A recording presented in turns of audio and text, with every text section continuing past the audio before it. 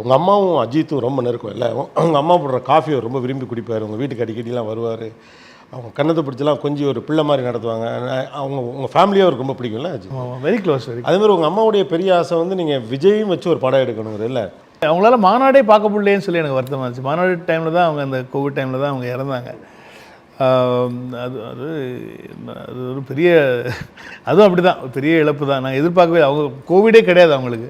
நார்மலாக போய் அட்மிட் பண்ணோம், அதுக்கப்புறமா அவங்களுக்கு அங்கே கோவிட் வந்து அதுக்கப்புறமா வேறு ஹாஸ்பிட்டலுக்கு மாற்றி அதுக்கப்புறம் 10 days டப்புன்னு இறந்துட்டாங்க. அவங்களுக்கு பெரிய வருத்தம் என்னென்னா வந்து அந்த சமயத்துலேருந்து பிரேம் கல்யாணம் ஆகலைன்னு சொல்லி பெரிய அதுவும் ஏன்னா பிரேம பார்த்துக்குங்க அதுதான் அவங்களுக்கு. ஏன்னா வந்து அவங்களுக்கு அது அந்த சமயத்தில் த்ரோட்டில் கூட அவங்களுக்கு சின்ன ஆப்ரேஷன்லாம் ஒன்று பண்ணி இதோ ஒன்று வச்சுருந்தாங்க. ஸோ அவங்களால பேச முடியல, பெருசாக பேச முடியல. அதனால் அது ஒரு அது யோசிச்சு பார்த்தா அந்த சமயம் தான் மாநாடு நடந்துச்சு. ஸோ அது மேலே போனாங்க, மாநாடையும் ஓட வச்சாங்க. அவங்க ஆசைப்பட்ட மாதிரி தளபதி விஜய் கூடயும் படம் பண்ண வச்சுட்டாங்க, பிரேமுக்கு கல்யாணம் பண்ணி வச்சுட்டாங்க. எல்லாத்தையும் விட அது முக்கியமானதில்ல. இல்லை சீரியஸ், அவங்க வந்து அவன் மட்டும் தனியாக இருக்கானேன்னு சொல்லி அவங்களுக்கு ரொம்ப பயங்கர ஃபீலில் இருந்தாங்க. அவங்க போய்ட்டு பிரேம் மனசை மாற்றி அவனையும் லவ் பண்ண வச்சு கல்யாணம் பண்ணி வச்சுட்டாங்க. அது ரொம்ப சந்தோஷம்.